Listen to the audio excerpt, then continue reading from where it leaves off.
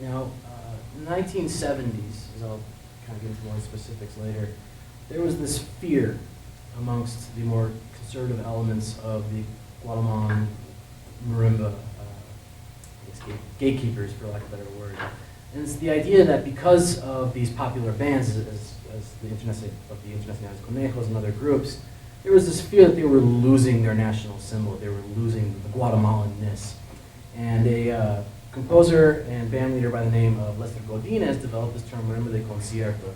And you'll notice the difference right away. This is a particular ensemble from the Universidad de San Carlos in Guatemala City.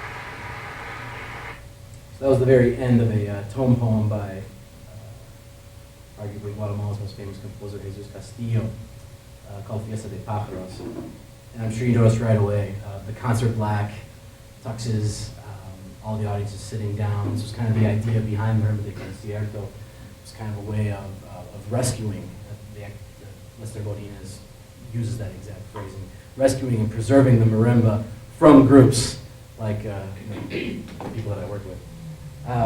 So you have this very large sphere of very different styles of marimba, and that's kind of where the Marimba Orquesta is coming out.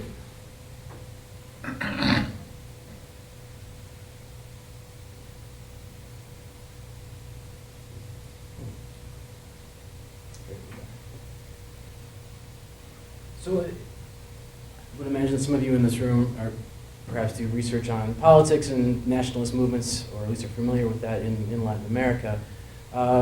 Most of my research, early research in Guatemala, dealt with musical nationalism, in the sense that of any sort of political use of music, not just kind of maybe in the 40s and 50s in a lot of musicological research, that usually meant studying composers who used folk melodies in their compositions. But since about the 80s and 90s, when we talk about musical nationalism, we're really discussing about the political use of any type of music, whether it's funding of a folkloric ensemble, or in this case, the government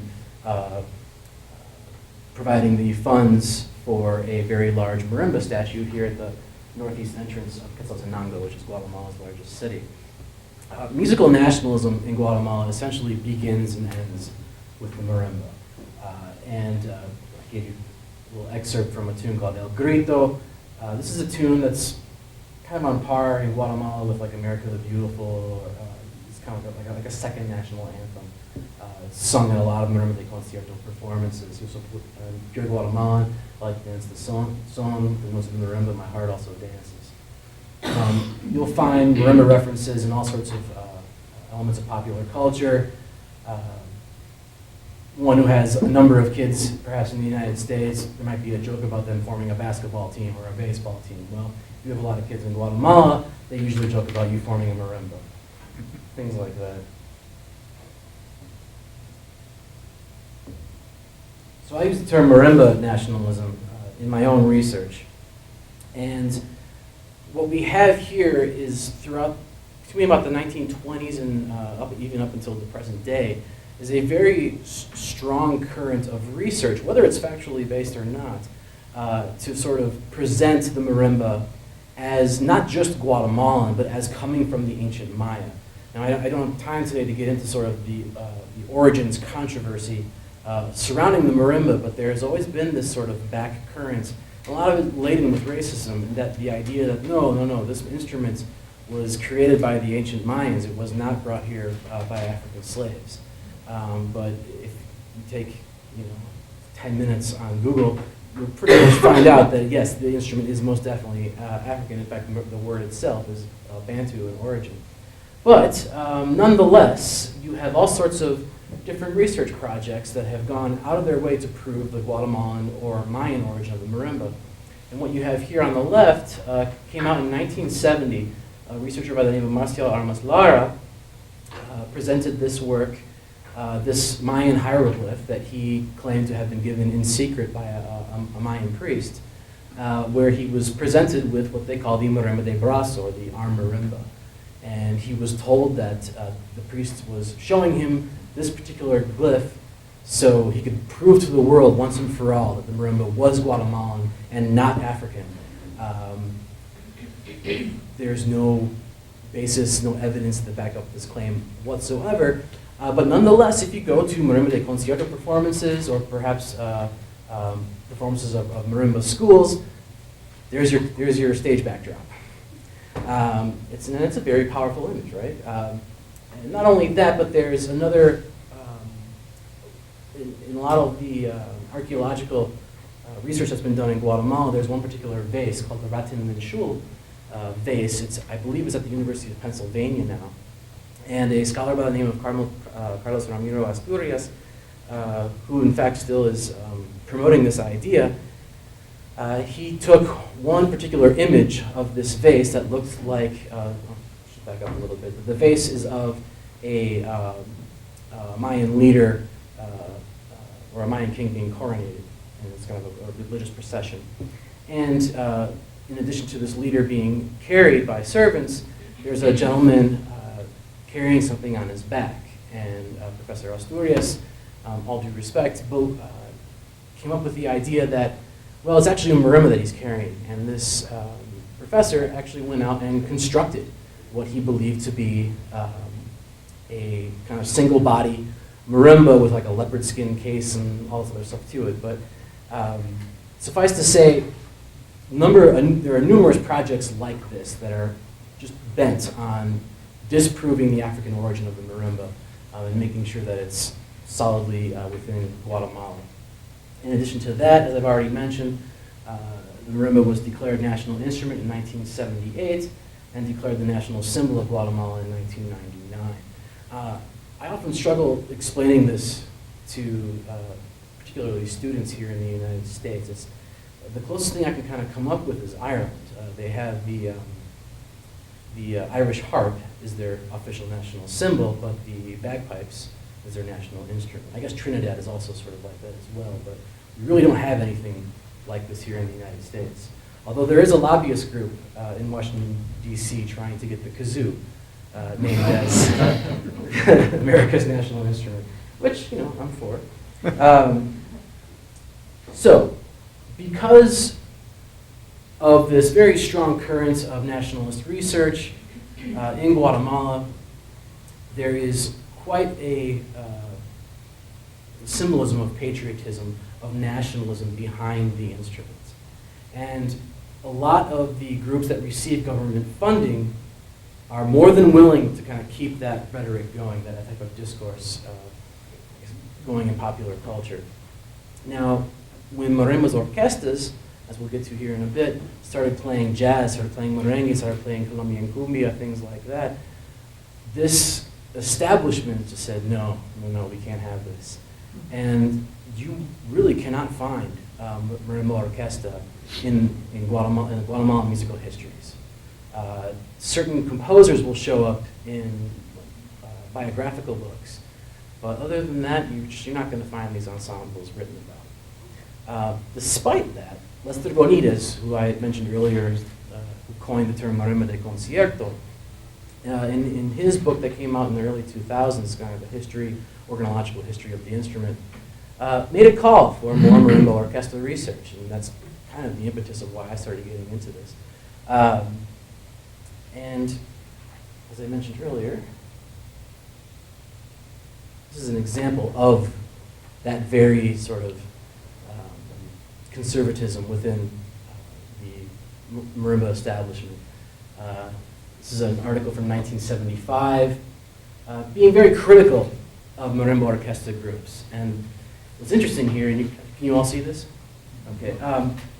What's interesting is that this is the exact way that I came to find these groups as well.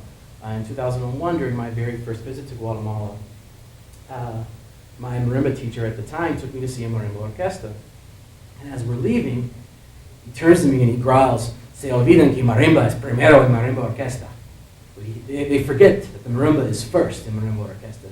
That's usually the main complaint against these types of bands, is that the marimba is there just to say, hey, we're Guatemalan, whereas they're playing Jamaican music, they're playing Colombian music, they're playing Dominican music.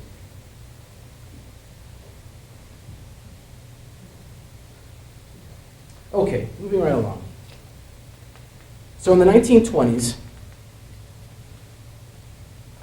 we have a few instances of the marimba beginning to become more cosmopolitan, in the sense that, well, first you have the influence of the liberal revolution in 1871 in Guatemala, and coming out of that, Guatemala's dictator, well, one of their many, Manuel Estrada Cabrera, who came to power in 1898.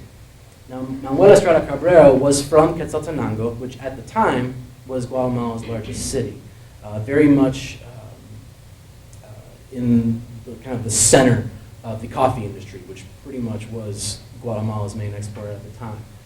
Now, Manuel Estrada Cabrera was obsessed with the idea of creating a modern Guatemala. And he based a lot of his philosophies on the Greek goddess Minerva. And you will see temples, the Minerva temples in Quetzaltenango. You'll see a couple of them in Guatemala City as well. But this idea of creating a modern Guatemala, of one that could stand up to other nation states. And to create that sort of symbolism of a modern Guatemala, you have to have the flag, the national flower, the national symbol, all sorts of the various signs that we tend to notice as that of emblematic of the nation states. And through his dictatorship, which went into the 1920s, he focused specifically on the marimba as an instrument that he could promote. And it's in these first couple of decades that you see marimba ensembles traveling to Europe, mostly to Spain, but also to the United States. I believe it's 1908 is the very first marimba recordings that we know of. The Hurtado family, also from Quetzaltenango, were in the United States in 1908 and returned in 1915, recording something like 30 different melodies that you can really only find on 78s now for RCA Victor.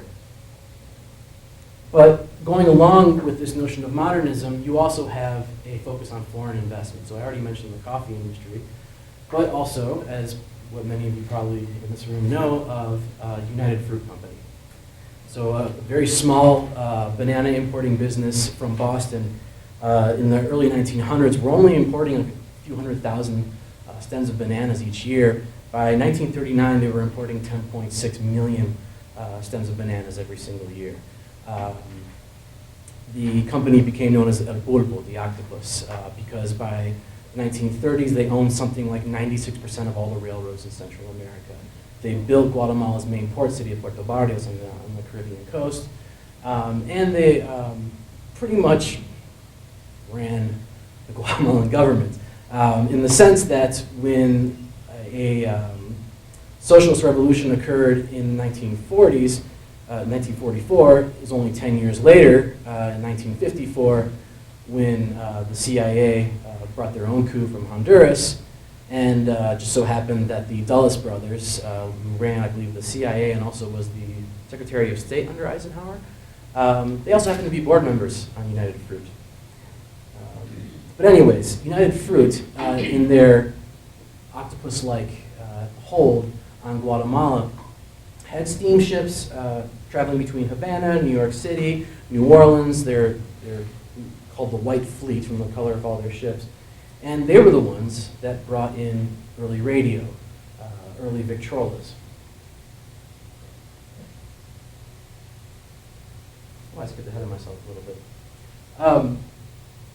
before the 1920s, you had just a few examples of marimbas alternating with other bands, whether it be like a concert band or with a symphony orchestra. But usually, the emphasis of the event would be put on the other type of ensemble, whether it was a concert band or a military band. It wasn't until later in the 20s and 30s when the marimba started getting kind of more of the light. Here's another example from 1903. And these are all from archival research in the Biblioteca Nacional in Guatemala City. As far as I know, this is the first example that I've been able to find of a marimba playing in combination with orchestral instruments. It wasn't called Marimba Orquesta yet. That'll show up later. So, back into the early mid-1920s. And it's here, right around here, that you start finding in local newspapers ads for Victrolas, for new discs. I have not been able to find the boxtrot called Opium, but also advertisements for where people would get together either in trade schools or other sort of like large listening areas and just listen to radio concerts from the United States or from Cuba. And a lot of these Victrolas could be found at high-end department stores like this place called El Centro de Sport on Sexta Avenida in Guatemala City. Many of you are familiar with Guatemala City, but Sexta Avenida is sort of the high street. After many years of being pretty downtrodden, it's coming back now. They've made it pedestrian only. It's actually really gorgeous. And the building that Centro de Sport is still there. But in these types of department stores in the early 1920s is where you would find washing machines and upright pianos and Victrolas, and specifically geared towards the middle and upper classes of Guatemala City.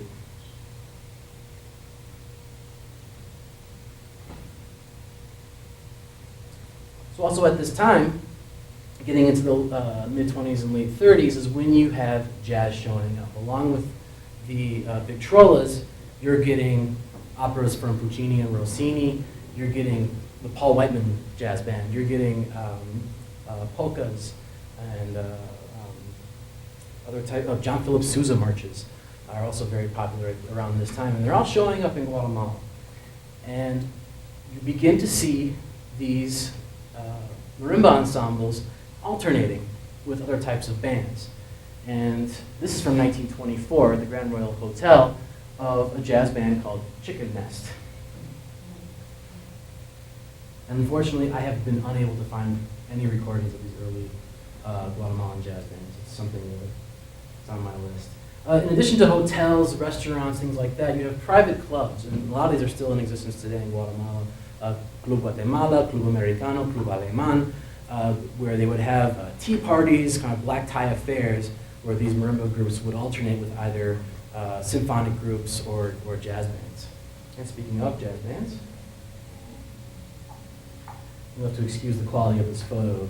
This is a digital photograph in the National Newspaper Archives where they don't allow in, you can't take flash or anything like that. So some of them aren't very good quality. But you can see with these jazz bands, this is very much kind of in the early Dixieland style. You'll have a banjo, this gentleman here is holding a violin, a couple saxophones, and even a tuba. There's another violinist right here. And kind of the early trap kits. This next one's a little bit better. So this is National Jazz Band, and this is Jazz Band Guatemala. See here, there's the banjo again. A couple more saxophones, trombone, and trumpet. Fiddle.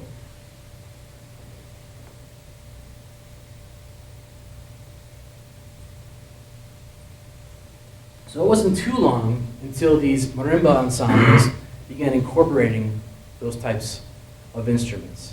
Now this would be just kind of where it's just starting. The very first wind instruments to be involved in marimba bands was the saxophone.